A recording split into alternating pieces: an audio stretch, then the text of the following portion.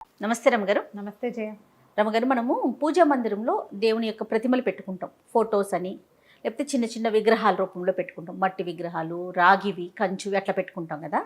వీటికి ఒక ఆర్డర్ ఉంటుందా? అంటే ఫస్ట్ ఈ విగ్రహం పెట్టుకోవాలి, వరుస క్రమం అట్లా ఏమన్నా ఉంటుందా రమగారు? అవన్నీ పర్సనల్ థింగ్స్. కానీ మరి మాకు చాలా సందేహాలు. ఎట్లా?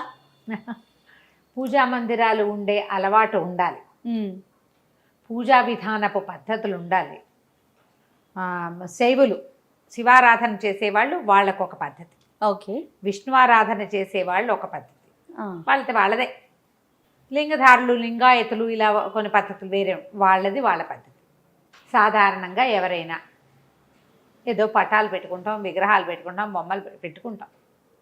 పాతకాలపు విధానాలు వేరు కదా. ఇప్పుడంతా మనం ఏంటంటే ఒక పూజ గది ఒక చక్కగా పెట్టుకోవటం, మన తాలూకు టేస్ట్, మన భక్తి, మన టేస్ట్, మన అభిరుచి ప్రతిబింబించేలాగానే పూజా మందిరాలు అవి ఇవి ఉంటున్నాయి. అవునవును కదా. మనం ఎక్కడికి వెళ్తే అక్కడి నుంచి ఓ ప్రతిమ తెచ్చి, ఓ ఫోటో తెచ్చి, మన ఫ్రెండ్స్ ఎవరో వెళ్తే వాళ్ళు కూడా తెచ్చి ఇవన్నీ అనుకుందాం, పెంచుకుంటాం. అట్లా అదే వాళ్ళు ఇచ్చారు పెట్టుకుంటాం. కొన్నాళ్ళు వేయక అది పాత పడుతుంది, మనకే ప్లేస్ చాలదు, తీసేయటానికి భయం వేస్తుంది. ఆఖరికి వేప చెట్టు కూడా వేసేటప్పుడు వేపకొమ్మ, తీసేటప్పుడు అసిరెమ్మ అంటారు. తెలుసా, విన్నావా ఎప్పుడైనా? లేదండి. వేసేటప్పుడు ఏముంది, వేప చెట్టు ఉంటుందిలే అనుకుంటాం. వేప అంత చెట్టు అయింది, ఆ చెట్టు కొట్టేదాం, అయ్యి బాబాయ్ అమ్మవారు రా అంటారు. అసిరెమ్మ. వేయబోతే వేపకొమ్మే, అది వేసినాడు, తీసేటప్పుడు అసిరెమ్మ అవుతుంది. అది ఓకే, అమ్మతా లేదు అని తీయకూడదు కదా. ఇప్పుడు ఒక ప్రతిమ కొన్ని రోజులు పూజ చేసాం, అది భగ్నమైన, చిరిగిన, పగిలిన, పాడైన, పాతబడిన తీయాలంటే చచ్చే భయం వేస్తుంది. అవును. అందుకని ఎక్కడెక్కడి నుంచి వచ్చిన ప్రతిమలు, విశేషాలు అన్నీ చేర్చుకోవద్దు. మొదట సరిపడా మీకు అలవాటుగా ఏ దైవాన్ని పూజించుకుంటారో ఆ దైవం తాలూకు ప్రతిమలో, ఫోటోలో ఏవైనా పెట్టుకోండి. ఈ ప్రతిమా విశేషాలు అవి పెట్టడానికి కూడా లోహంతో చేసిన ప్రతిమలు, మట్టితో చేసిన ప్రతిమలు రకరకాలు ఉన్నాయి కదా. వెండి, బంగారు, కంచు, ఇత్తడి, పంచలోహాలవి ఇట్లా ప్రతిమలు పెట్టుకుంటారు. ఈ ప్రతిమ ఇంతకు మించి ఉండకూడదని ఒక పరిమాణం చెప్తారు. ఆ ప్రతిమ కూడా బోల్ ఉండకూడదు, హాలో ఉండకూడదు. హాలోగా ఉన్నది పనికిరాదని కొన్ని చోట్ల చెప్తారు. మనం ఎన్నని ఫాలో అవుతాం? నేను ఒకటి చెప్తా, ఆవిడెవరో అక్క ఇంకొక చెప్తారు, పెద్దక్కయ్య గారు, ఓ పెద్దమ్మ గారు ఇంకోటి చెప్తారు. వీళ్ళందరికీ మహాగురువు, మనమందరం ఫాలో అయ్యే మహానుభావులు ఇంకొకటి చెప్తారు. నీకొకటి బుద్ధిలో ఇంకొకటి ఉంటుంది, నీకు ఒక ఉత్సాహం ఉంటుంది, వాళ్ళు ఎవరింట్లోనో చూసి వస్తావు, అది పెట్టుకోవాలనిపిస్తుంది. అవును. అప్పుడు ఎవరిని ఫాలో అవ్వాలి తెలియదు, పెట్టుకున్నావు పోనీ. ఇవన్నీ సార్వజనీనమైన సంగతులమ్మా, ఎవరిని ఉద్దేశించినవి కాదు. ఎవరో వస్తారు, నా బొట్టు వాళ్ళే, అదేంటి అది అలా పెట్టుకున్నారు, ఇలా పెట్టుకోకూడదు కదా, ఇలా అవుతాయి అని చెప్తారు. నేనైతే ఎవరింట్లో చెప్పని చెప్తున్నా, మాట వరుస. అట్లాగే ఏదో తోచక మాట్లాడే వాళ్ళే చెప్పేసరికల్లా ఆ ముందు రోజు, ఆ వెనక రోజు ఏదైనా అయ్యిందనుకో, దాని మీదే లాగుతుంది. ఇది అక్కడికి కనెక్ట్ చేస్తూ ఉంటాం. అవును కదా. అవునండి. ఎప్పుడు కూడా ధర్మ సంబంధమైన వ్యవహారాలు ఒకటి నువ్వు గట్టిగా ఉండు, స్ట్రాంగ్, నా ఇష్టం, నాకు ఇదే ఇష్టం, నేను ఇలాగే చేస్తా, నాకు ఇదే నచ్చింది, నేను ఈ దేవుడినే పూజిస్తా, అది నాకు కృష్ణుడే ఇష్టం, ఇంతెత్తు కృష్ణ ప్రతిమే నేను పెట్టుకుంటా, నీ ఇష్టం. లేదా మా ఇంట్లో ఉంది, మా అమ్మమ్మ చేసింది, అమ్మ చేసింది, లేదా అత్తగారు చేశారు, అత్తగారు చేశారు, మేము ఇలాగే పెట్టుకుంటాం, అది కూడా నీ ఇష్టం. రెండో పాయింట్ కాదు, ఒక గురువు గారు వారు ఏది సెలవిస్తే అది పెట్టుకో. ఒక గురువు గారు ఒకటి నువ్వు, రెండోది నీ పురాతనమైన మీ ఇంట్లో పద్ధతి, లేదా ఒక గురూజీ, ఇలా పెట్టుకుని మీరు ఏవైనా పెట్టుకోవచ్చు, ఏ ఆర్డర్లో అయినా పెట్టుకోవచ్చు. సాధారణంగా ఏం చేస్తారు, లక్ష్మీ, సరస్వతి, వినాయకుడు ఉన్న పటం అందరిళ్లలోనూ ఉంటుంది, శ్రీరామ పట్టాభిషేకం అందరిళ్లలోనూ ఉంటుంది, నరసింహస్వామి ఇష్టం నరసింహస్వామిని పెట్టుకుంటారు, వెంకటేశ్వర స్వామి ఇష్టం వెంకటేశ్వర స్వామి ప్రతిమ పెట్టుకుంటారు. ప్రతిమ పెట్టుకోకపోతే పటం పెట్టుకుంటాం. మాకు కృష్ణుడు ఇష్టం, మాకు ఒక బుజ్జి కృష్ణుడు. లక్ష్మీదేవి అందరిళ్లలోనూ లక్ష్మీదేవులు, మళ్ళీ వరలక్ష్మి వ్రతాలు, బంగారపు షాపులు వాళ్ళు రండి మీకు అవేవో ఇస్తామని పిలిచి కొన్ని దశాబ్దాలుగా అందరిళ్లలోనూ లక్ష్మీదేవులు ఉంటున్నారు. ప్రతిమలు కొనుక్కుని పెట్టుకుంటారు. పూజ చేయొచ్చు, చేయకూడదు, దీనికి హాలో ఉంది, చిల్లు ఉంది, ఏకాండి ప్రతిమ, ఇది రాగిది, వెండిది, ఇత్తడిది, ఏవో ఆలోచిస్తాం. పూర్తిగా మీ మనసు. నేను ఒకటి చెప్తా, మా ఇంట్లో ఇలా కాదండి అంటావు నువ్వు, అవునా? ఖచ్చితంగా. అబ్బాయి బాయిలు మీరు మీవన్నీ మా మీద ఎందుకు రుద్దుతారు అంటారు ఇంకొకళ్ళు. మీకు కావాల్సినట్టు మీరు పెట్టుకోండి, మాకు కావాల్సినట్టు మేము పెట్టుకుంటాం అని ఇంకా చక్కగా అంటే ఏమంటారంటే, నీ ఇల్లు నీ ఇష్టం, మా ఇల్లు మా ఇష్టం, ఏకవచనాల్లో కూడా వచ్చేస్తారు. ఎలాగైనా జరిగేది. అందుకని నియమం ఏదైనా పెట్టుకునేటప్పుడు భయపడకుండా ఉండే వాటిలలోకి దిగండి. సాధారణంగా వినాయక ప్రతిమలు పెట్టుకుంటారు, ఎందుకనో తెలీదు. మా ఇంట్లో ఆ పెళ్ళప్పుడు ఎవరో ఇంత వినాయకుడిని సిల్వర్ వినాయకుడిని ఇచ్చారు, అదేంటి తమాషాగా మెరిసేది. ఎప్పుడూ ఆయన మా పూజలోనే ఉన్నాడు. మా అమ్మగారు మా సింహాసనం ఉంటుంది మా ఇళ్లలో. సింహాసనం ఉండేసి కుటుంబాలు కొన్ని ఉంటాయి. ఇంత ఇత్తడి సింహాసనం ఉండి అందులో ఒక అన్నపూర్ణ, ఒక వినాయకుడు, ఒక గౌరీదేవి, చిన్న ఎర్రటి రాయి, అదేదో సోనానదో ఎక్కడి నుంచో తెస్తారట, చిట్టి అంత ఎర్రరాయి, ఇవి ఉంటారు. అన్నపూర్ణ గరిట పట్టుకున్న అన్నపూర్ణాదేవి, బియ్య బస్తాల్లో కూడా వేసుకుంటాం అన్నపూర్ణాదేవి.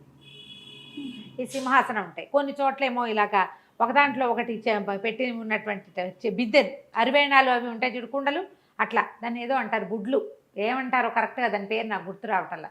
ఓ 4 ఉండాలి పూర్ణ కలశాలు. గంగాజలం పెట్టుకుంటారు కొంతమంది. ఇందులో ఇదే కరెక్టు ఇది తప్పు అని ఏమీ లేదు. నేను చెప్పా కదా 3 పాయింట్లు, ఎవరైనా ఇదే చెప్తారు. సింహాసనంలో ఉండి ఆ వినాయకుడు ఉన్నాడా, ఈ తెల్ల వినాయకుడు ఈ వినాయకుడు కాకుండా నేను ఎప్పుడో ఆకుపచ్చ మన జేడు మరకత వినాయకుడు, ఎందుకో ఆయన ఆకర్షించాడు, ఒక చిన్న వినాయకుడిని తెచ్చిపెట్టుకున్నాం. మాకు ఒక పంచాయతనం ఉంది, అందులో గణపతి ఉన్నాడు. ఎంతమంది గణపతులు అయ్యారు? 4 అయ్యారు. మా మందిరం పెద్దది, ఎప్పుడో చూపించాం కదా చెక్క మందిరం. అయితే మొన్న ఎవరో అంతమంది గణపతులు ఉండకూడదుట అన్నారు. ఒక్కళ్ళని తీసి ఇట్లా బయట పెట్టలేకపోయాను జయ నేను. నేను నా సొంత సంగతి ఎందుకు చెప్తున్నానంటే, ఈ విషయంలో ఇలాగే ఉంటుంది. మనసొప్పలేదు నాకు మనసొప్పలే. మామగారు చాలా ప్రీతిగా ఇచ్చారు ఇది. ఇప్పుడు ఎక్కడ 30 ఏళ్ళైంది మా పెళ్ళైన సంవత్సరం. ఆ సింహాసనంలో ఉన్న ఆ వినాయకుడు, రాతి వినాయకుడు, ఆయన్ని తీబుద్ధిగాల పంచాయతనం మావారు పెట్టుకున్నారు. ఆయన దేవుడు, ఆయన మనం ముట్టుకోకూడదు. నేను తెచ్చుకున్న ఆకుపచ్చ వినాయకుడు అంటే నాకు ఎంతో ఇష్టం.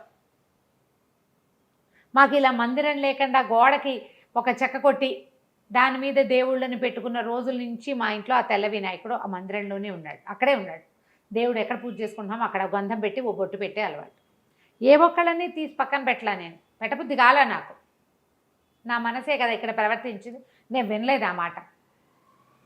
మా అక్కయ్య ఎవరితో వింది, వాళ్ళు చెప్పేస్తే వస్తే అంతమంది వినాయకుడు ఉండకూడదుటే, అంతమంది గణపతి ఒక్కడే ఉండాలి.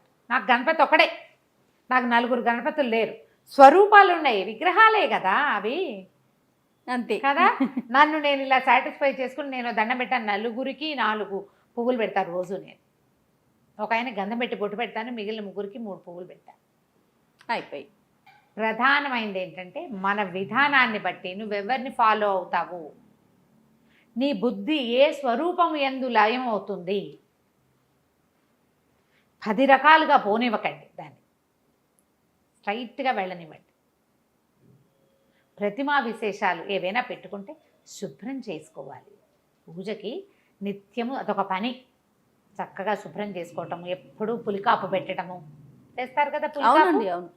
చక్కగా గడ్డి అవి కాల్చి ఆ బూడిదతో భస్మం వస్తుంది కదా, అది కాస్త చింతపండు అవి వేసి ప్రతిమలు తోముకోవాలి. దేవతా మందిరం ఎప్పుడూ బూజు దుమ్ము లేకుండా దులుపుకోవాలి, అలంకారం చేయాలి. మీకు ఆ రకమైన భక్తి విశేషాలు తాత్పర్యాలు ఉంటే, భక్తి తత్పరతే కదా మనకు కావాల్సింది, చేసుకోండి హాయిగా. ఇది పెట్టచ్చు ఇది పెట్టకూడదని ఏముంది, చెక్కవి పెట్టుకోవచ్చు. చెక్కతోటి చేసిన భగవంతుడికి నిత్యారాధన జరిగే పూరి జగన్నాథుడే మనకి తొలి దైవం. 4 ధామాల్లో మొదటి ధామం అదే మనకి భారతీయులకి. కాబట్టి చెక్క దేవుడు పనికి వస్తాడు కదా. అవును కదా. మరి అక్కడ శిలాస్వరూపాలుగా ఉన్న స్వాములు ఎంతమందో మనకి దైవాలు, విగ్రహ రూపంలో ఉండే స్వాములు ఎంతమందో. కాబట్టి రాయి మట్టి అన్ని ప్రతిమలు పనికొస్తాయి. ఆర్డర్ ఏమైనా ఉంటుందా రమ్మగారు? కుడి నుంచి ఎడమకి, పైన ఒకట్లు కింద ఒకరు, అట్లా ఏదైనా పలానా ప్రతిమ పైన ఉండాలి కింద ఉండాలి ఏవో చెప్తారు చేయ, మన వెసులుబాటుని బట్టి. కొంతమందికి మనకి ఇంట్లో మందిరం ఉంటుంది, దాంతో పాటుగా గోడ మీద కూడా కొన్ని ప్రతిమలు పెట్టుకుని ఫొటోస్ ఫోటోలు పెట్టుకుంటారు కదా, ఆ, అలా కూడా పెట్టుకోవచ్చు. చూస్తూ ఉంటాం. పెట్టుకోవచ్చు. అదే ఇప్పుడు ఏదో ఒక ఫేస్బుక్ వీడియోలో అనుకుంటా, మా ఇంట్లో ఫోటోలకి పైన పువ్వులు పెట్టుకుంటాను నేను, అక్కడ కింద పెట్టడానికి వీలవక, అదేంటండి తల మీద పెట్టకూడదు కదా అని అడిగారు. ఏమో నేను పెడతాను, పాదాల దగ్గర పెట్టేవి ఉంటాయి. గోడకు తగిలిచున్న ఆయనకి పువ్వు పెట్టాలంటే ఎక్కడ పెట్టాలి? పాదాల దగ్గర పెట్టలేం కదా, పైనే పెట్టగలుగుతాం. పైన పెడతాం, నెత్తి మీద పెట్టకూడదుట ఎవరో చెప్పారు. నమో నమః.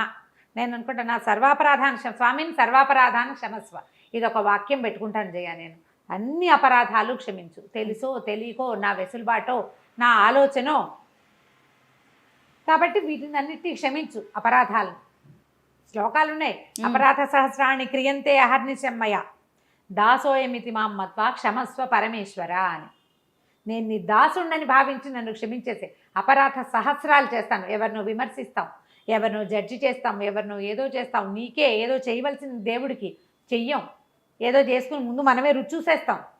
ఇది దేవుడు ఇచ్చాడని జ్ఞప్తి ఉండదు మనకి, జ్ఞప్తి లేదు, ఏదో చేస్తాం ధ్యాసగా, హర్రే పొరపాటు చేశానే అనిపిస్తుంది.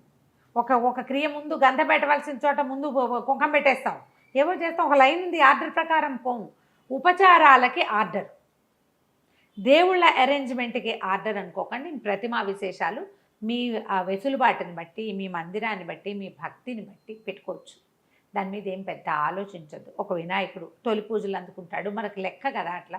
ఏదైనా ఒక మొదట చేసేటప్పుడు వినాయకుడికి దండం పెట్టుకుంటాం, ఓ వినాయక ప్రతిమ పెట్టుకోండి. లక్ష్మీ పూజ మనం చేసుకోవాల్సింది, లక్ష్మిని పెట్టుకోండి. మీకు విష్ణువు ఇష్టమో, శివుడి ఇష్టమో, మీకు ఏ ప్రతిమా విశేషం మీద ఆసక్తిగా ఉంటుందో పెట్టుకోండి. ఆ అర్చన చేసేటప్పుడు షోడశోపచారాలు ఒక లైన్ చెప్పబడ్డాయి కదా, ఆ లైన్ చేసుకోండి. టోటల్గా నాకు ఈ వీడియోలో అర్థమైంది ఏంటంటే రమ్మగారు, మీ ఇంట్లో ఎలాంటి ఆచారం ఉంటుందో, ఎలాంటి సాంప్రదాయం ఉంటుందో అది ఫాలో అవ్వండి, అంతేనా రమ్మగారు? లేదా మీ మనసుకి ఏది నచ్చితే అది, లేదా గురువు ఒక్క గురువు ఒక్కరు ఎప్పుడు కూడా, అంతేగాని ఆర్డర్ విషయం మీరు చెప్పట్లేదు. సంతోషం, అంతే కదా రమ్మగారు. మరి ఇప్పుడు మీది ఒక పద్ధతి, మాది ఒక పద్ధతి. నేను అదే చెప్తున్నా, మన సాయి వాళ్ళది ఒక పద్ధతి. నా పద్ధతి చెప్తే ఎలా కుదురుతుంది? అంతే కదా, నేను ఒక పద్ధతి. ఇప్పుడు మన ఇక్కడ ముగ్గురు ఉన్నాం, ముగ్గురిది 3 పద్ధతులు కదా. రైట్. నమస్తే రమ్మగారు. నమస్తే.